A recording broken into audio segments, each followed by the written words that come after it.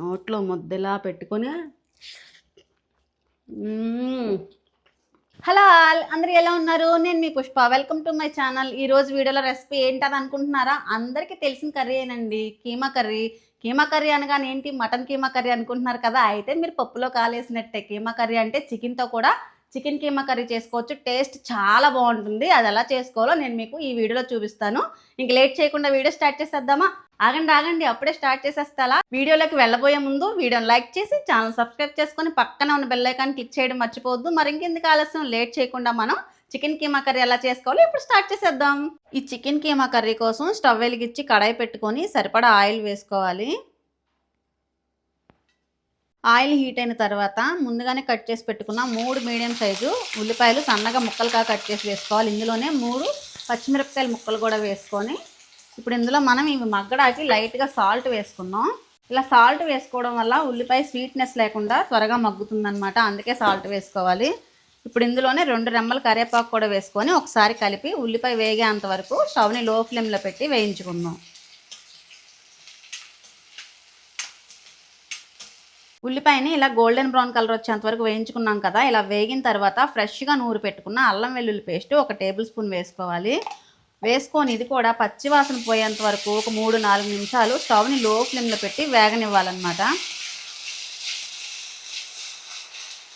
ఇది 300 గ్రాముల చికెను. ఇది ఇలా కీమాలా కొట్టించుకోవాలి చికెన్ని. ఇలా ఉల్లిపాయ వేగిన తర్వాత అల్లం వెల్లుల్లి పేస్ట్ కూడా వేగింది కదా. ఇప్పుడు ఈ కీమాని ఇందులో వేసేసుకోవాలి. వేసుకొని ఒకసారి బాగా కలిపి ఒక 4-5 నిమిషాలు ఈ చికెన్లోని వాటర్ అంతా బయటకు వచ్చేంత వరకు మగ్గనివ్వాలి. ఒక 4 నిమిషాల తర్వాత మూత తీసి చూద్దాం. చికెన్ బాగా మగ్గింది కదా. ఇప్పుడు ఇందులో సరిపడా మసాలాలన్నీ వేసుకోవాలి. కొద్దిగా పసుపు, 1.5 టీ స్పూన్ కారం అన్నది మీ స్పైసెస్ బట్టి చూసి వేసుకోండి. ఇందులోనే 1 టీ స్పూన్ ధనియాలు జీలకర్ర పొడి, అలాగే టేస్ట్కి సరిపడా సాల్ట్ కూడా వేసుకోవాలి. 1 టీ స్పూన్ నేను చికెన్ మసాలా కూడా వేస్తున్నాను. వేసుకోవాలి, చికెన్ మసాలా కూడా వేసుకుంటే టేస్ట్ చాలా బాగుంటుంది. ఇవన్నీ వేసుకున్నాక ఒకసారి బాగా కలుపుకొని స్టవ్ని లో ఫ్లేమ్లో ఉంచి మూత పెట్టి మరొక 2 నిమిషాలు ఈ మసాలాలన్నీ కూడా చికెన్కి బాగా పట్టేలాగా మనం కలిపి మూత పెట్టి మగ్గించుకుందాం. ఇందులో గ్రేవీకి సరిపడా వాటర్ని యాడ్ చేస్తున్నాను నేను. ఇలా వాటర్ని యాడ్ చేసుకొని ఒకసారి కలుపుకొని మూత పెట్టి మరొక 2-3 నిమిషాలు మగ్గించుకుంటే మన చికెన్ కీమా కర్రీ రెడీ అయిపోతుంది. ఈ కీమా కర్రీ రైస్లోకి కానీ చపాతీకి కానీ దేంట్లోకైనా కాంబినేషన్గా టేస్ట్ చాలా బాగుంటుంది. గ్రేవీ దగ్గరికి అయిపోయింది కదా. ఫైనల్గా కొత్తిమీర చల్లుకొని కలుపుకొని స్టవ్ ఆఫ్ చేసుకుంటే అంతే, మన కీమా చికెన్ కర్రీ రెడీ. మన కర్రీ రెడీ అయిపోయింది. టేస్ట్ చూద్దాం. కర్రీ బాగా వేడిగా ఉంది కదా. ఉఫ్ అని ఊదుకొని కలుపుకొని తిందాం. ఎలా ఉందో చెప్తాను.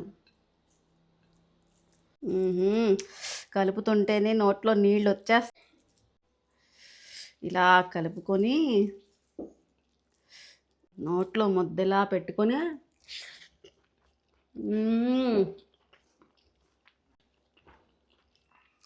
బాగా అదిరిపోయింది. టేస్ట్ అయితే నెక్స్ట్ లెవెల్లో ఉంది. అచ్చం మటన్ కీమా కర్రీ ఎలా ఉంటుందో అలాగే ఉంది. టేస్ట్ చాలా అంటే చాలా బాగుంది.